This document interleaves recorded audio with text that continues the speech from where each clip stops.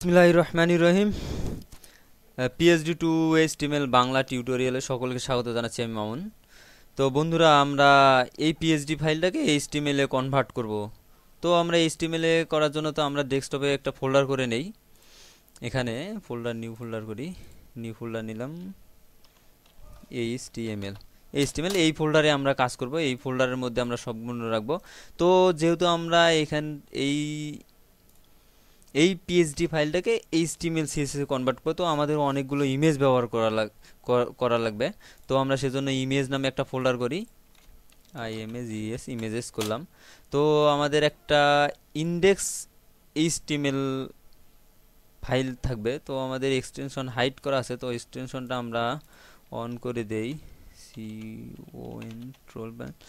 Control প্যানেলে গিয়ে small folder option, view, hide extension উঠাই দেই, অ্যাপ্লাই, ওকে। তো আমরা এটাকে রিনেম করি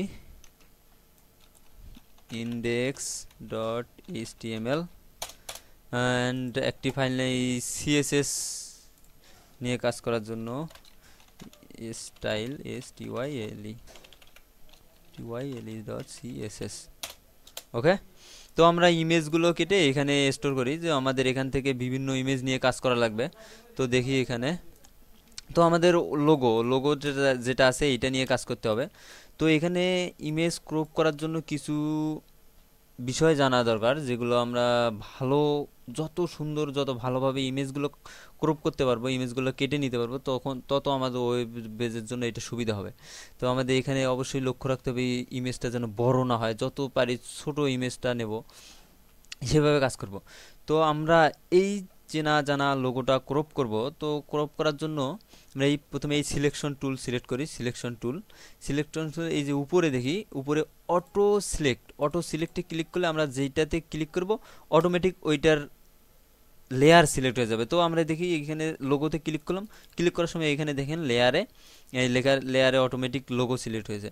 তো যদি আমরা একটু জুম আউট করি, জুম আউট করার জন্য এইখানে জুম টুল আছে, এখানে জুম থেকে এখানে মাইনাসে দিলে জুম আউট হবে। তো আমরা স্পেস চেপে ধরে বিভিন্ন দিকে নাড়াচাড়া করতে পারি। তো আমরা জুম আউট করলাম, তো আমরা এখন থেকে এই সিলেকশন টুল দিয়ে এই ইমেজটাতে ক্লিক করি, অটোমেটিক এইখানে যে লেয়ার আছে সেই লেয়ারে সিলেক্ট হবে। আমরা যদি এই ব্যানারে ক্লিক করি, অটোমেটিক ব্যানার যেটাতে আছে সেইটা লেয়ার সিলেক্ট হবে।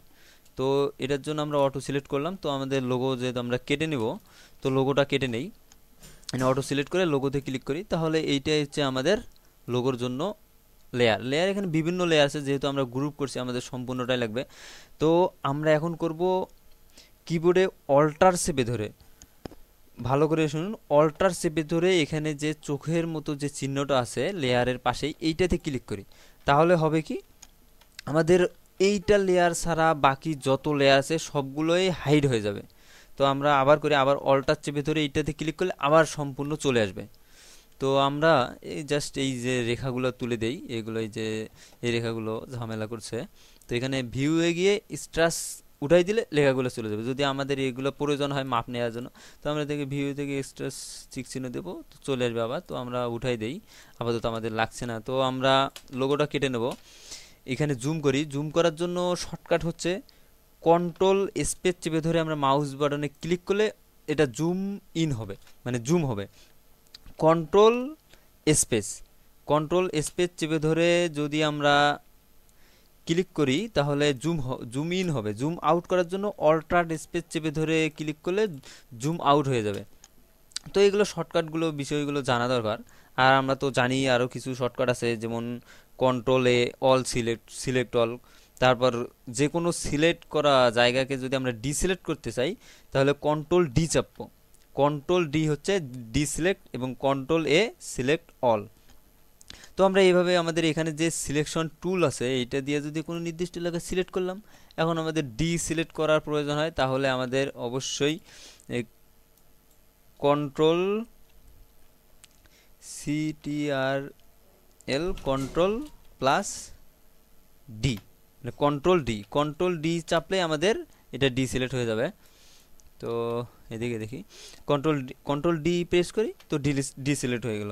তো আমরা তো জানি কন্ট্রোল জেড দ্বারা আন্ডু করা হয়, কন্ট্রোল এক্স দ্বারা কাট করা হয়, এবং কন্ট্রোল সি দ্বারা কপি করা হয়, এবং কন্ট্রোল ভি দ্বারা পেস্ট করা হয়।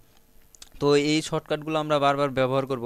তো আমরা এখান থেকে এডিটে গিয়ে কাট কপি পেস্ট করতে পারি, তো এটা অনেক সময় সাপেক্ষ ব্যাপার হয়ে দাঁড়াবে। তো আমরা যদি দ্রুত কাজ করতে চাই, অনেক দ্রুত কাজ করতে হলে আমাদের অবশ্যই শর্টকাটগুলো ব্যবহার করতে হবে। তো আমরা যদি কন্ট্রোল জেড দিয়ে আন্ডু করি, সাপোজ একটা কাজ করলাম, কাজ করে কন্ট্রোল জেড আন্ডু করলাম, যদি আবার ওই ফিরে যেতে চাই যাকে বলে রিডু, তো আমরা এখান থেকে এডিটে মেবি, তো আমরা এখানে শর্টকাট কি ব্যবহার করি, শর্টকাট হচ্ছে কন্ট্রোল ওয়াই চাপলে রিডু হয়ে যাবে। তো কন্ট্রোল জেড হচ্ছে আন্ডু, কন্ট্রোল ওয়াই রিডু।